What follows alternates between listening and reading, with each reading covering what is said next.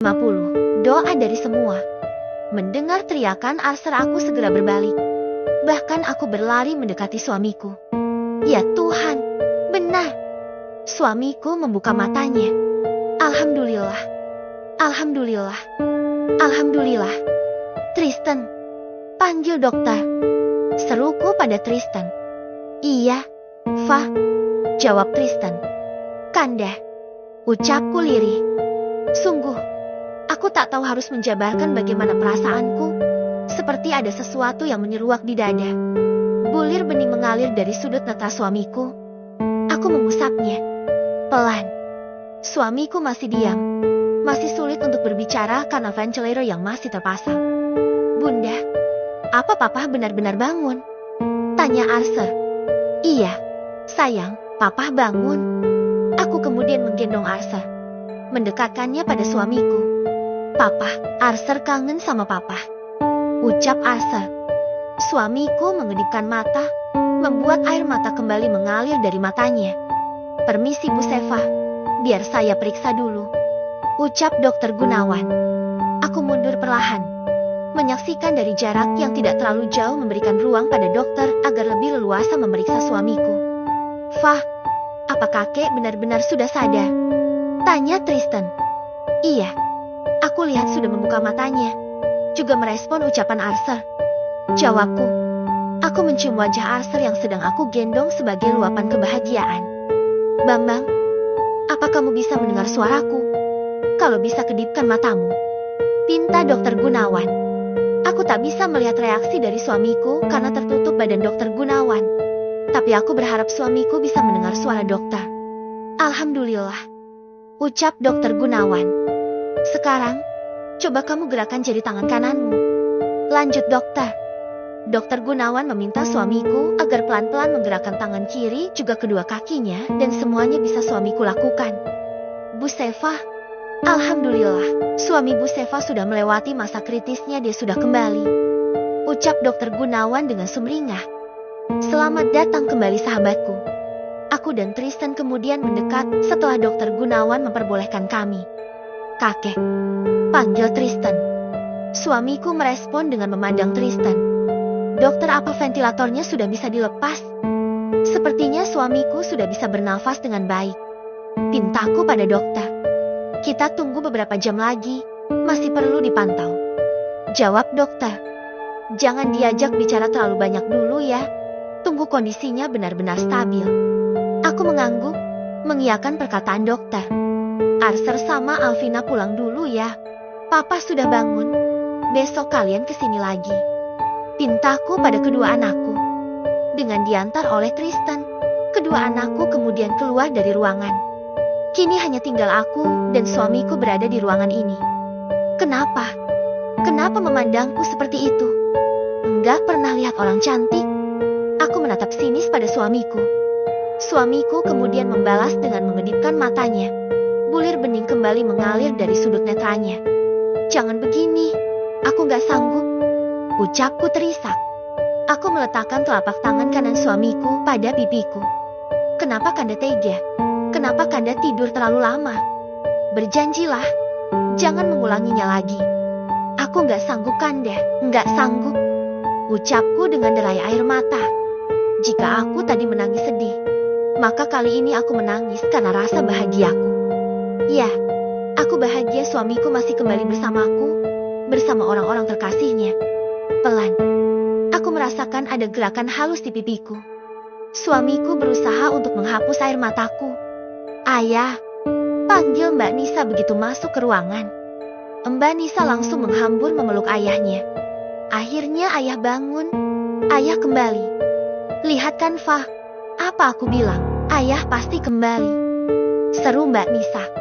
Setelah beberapa menit di ruangan, Mbak Nisa memutuskan untuk keluar terlebih dahulu. Kanda jangan tidur lagi.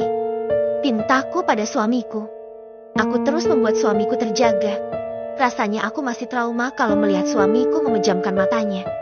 Setelah beberapa jam dipantau, dokter memutuskan untuk melepas ventilator yang terpasang.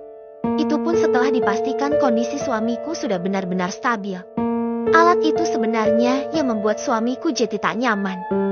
Dinda, Ucap suamiku terbata dengan suara yang masih sangat lirih. Kata pertama yang keluar dari mulut suamiku setelah 3 hari terus terdiam membuat hatiku bergetar. Rindu. Ya, aku sangat rindu dengan panggilan itu. Ketika pertama kali aku dipanggil Dinda rasanya itu luar biasa. Luar biasa menyebalkan. Tapi sekarang, Dinda adalah sebuah panggilan selama 3 hari terakhir yang sangat aku rindukan. Kanda, pengen sesuatu? Suamiku menggeleng, justru menggenggam erat tanganku. Maaf, tiada maaf bagimu. Jawabku asal. Suamiku tersenyum simpul mendengar jawabanku.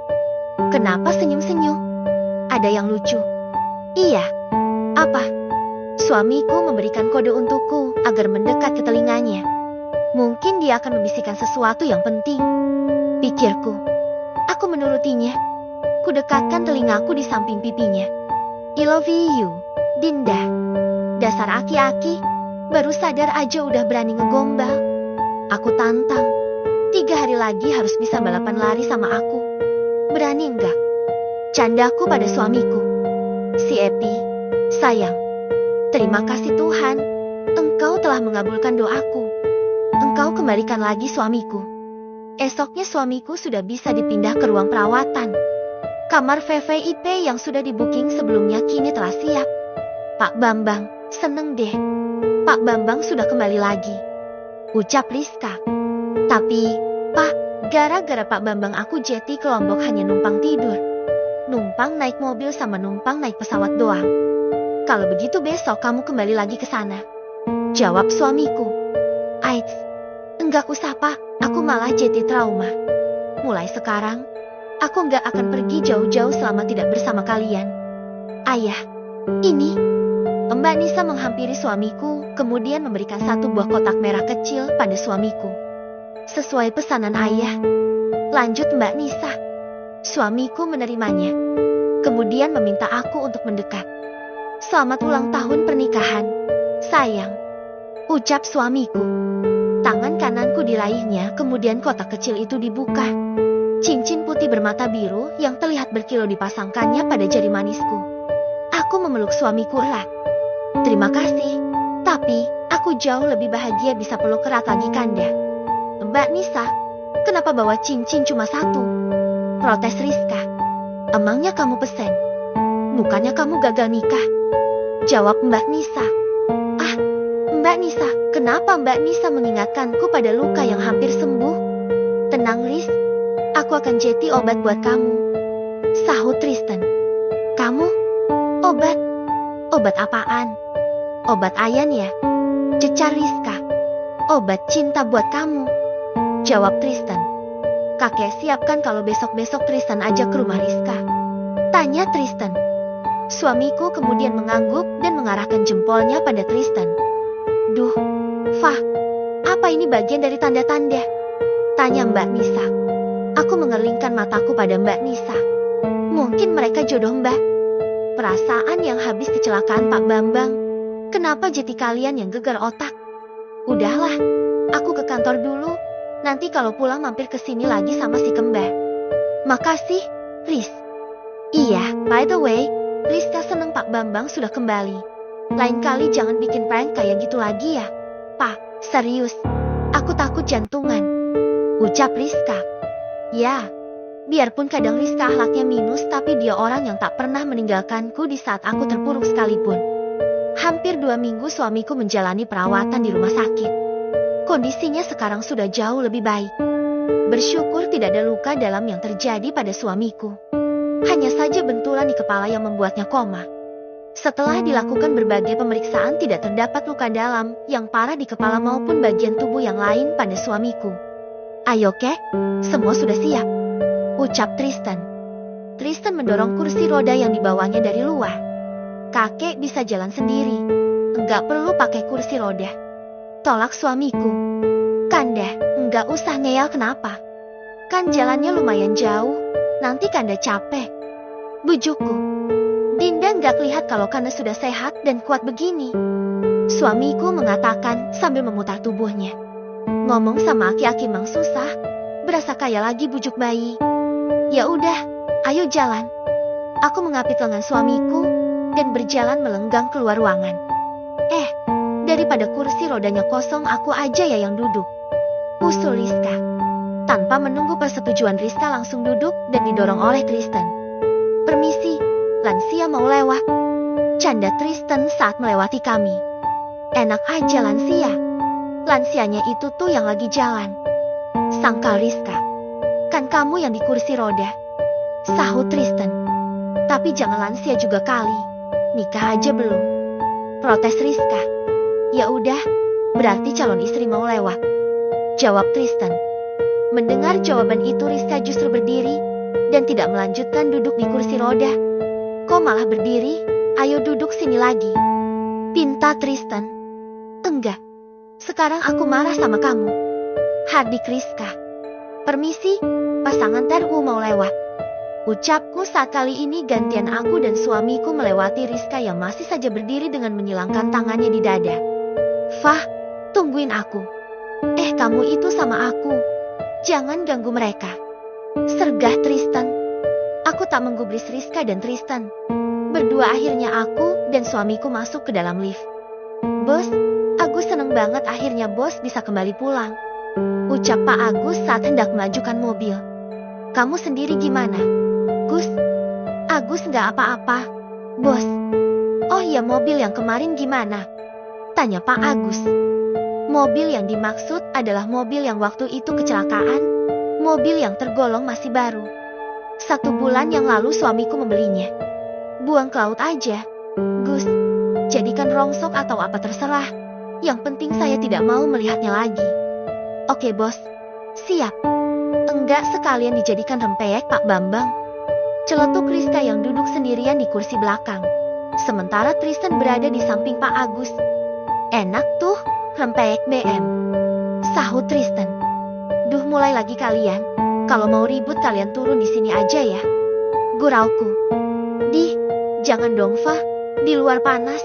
Bisa tambah eksotis nanti kulitku," jelas Rizka.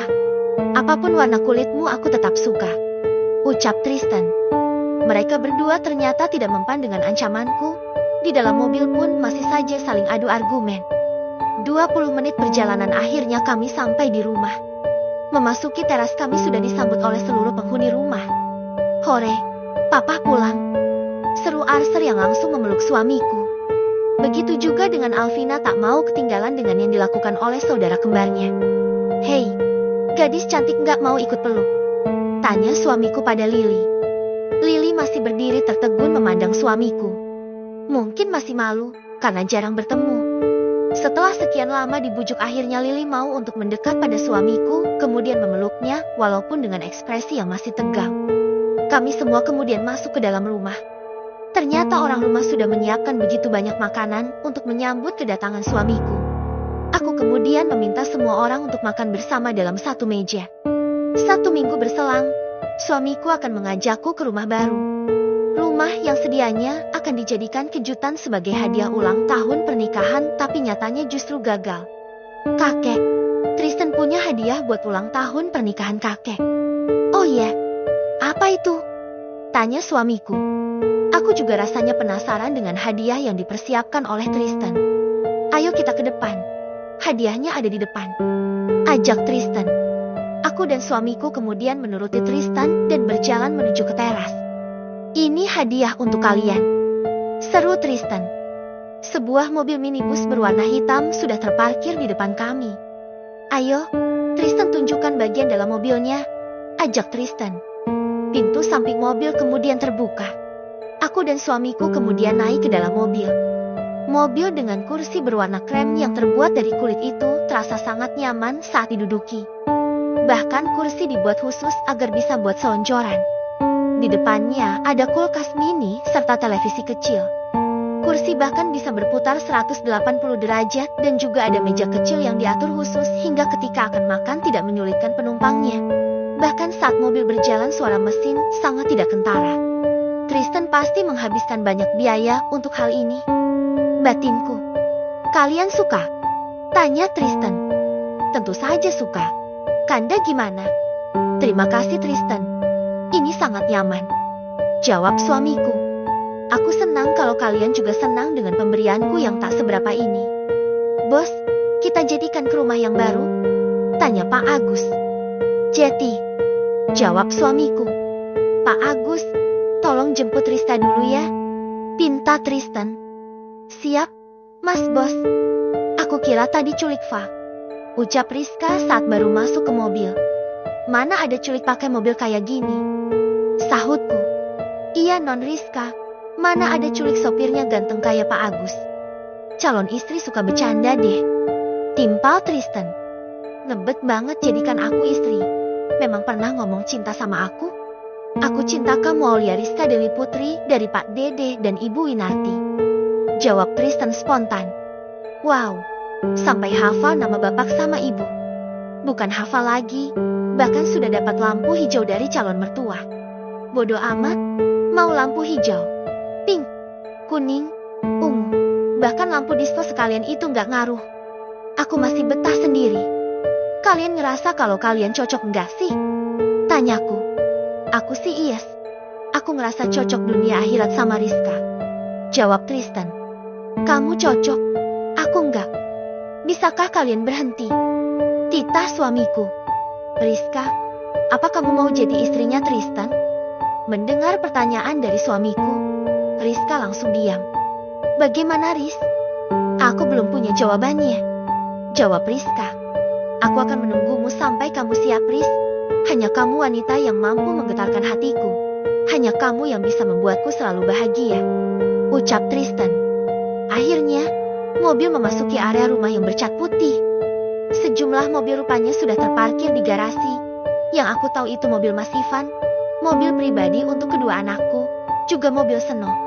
Ini rumah berapa lantai ya? Tanyaku pada suamiku. 5, sayang. Aku cukup tertegun dengan jawaban dari suamiku. Masuk ke lantai pertama, ada ruangan luas yang berisi mainan anak-anak juga berbagai alat jin. Birati, anak-anak mana? Kok sepi? Tanyaku pada Birati saat berpapasan di depan lift. Ya, di rumah ini juga ada fasilitas lift yang tersedia agar memudahkan akses naik turun ke lantai yang diinginkan.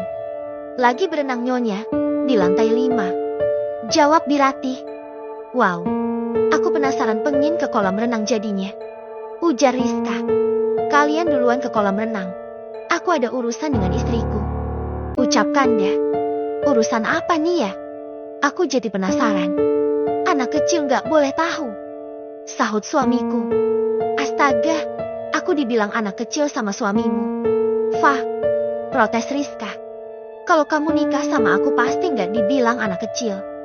Udah, ayo, jangan ganggu mereka. Tristan menarik tangan Rizka kemudian membawanya entah kemana. Sedangkan aku dibawa suamiku untuk masuk ke lift. Di lantai 4 kini aku berada. Ruangan luas dengan ranjang yang luas serta fasilitas mewah yang ada di dalamnya sudah disediakan oleh suamiku. Dinda suka rumah ini? Tanya suamiku. Tangan suamiku sudah melingkar di perutku. Sedangkan tanganku yang sedianya menjadi penghalang di dada, aku turunkan ke pinggang suamiku. Aku suka, tapi aku lebih suka jika kita terus bersama. Rasanya aku tak bisa lupa tentang kejadian kemarin. Memori tentang kejadian koma suamiku sungguh masih terekam jelas dalam ingatanku. Rasanya itu mimpi paling buruk yang pernah aku alami. Kanda akan selalu bersama Dinda, selamanya. Jangan menua bersama, Kanda, tapi mudalah bersamaku.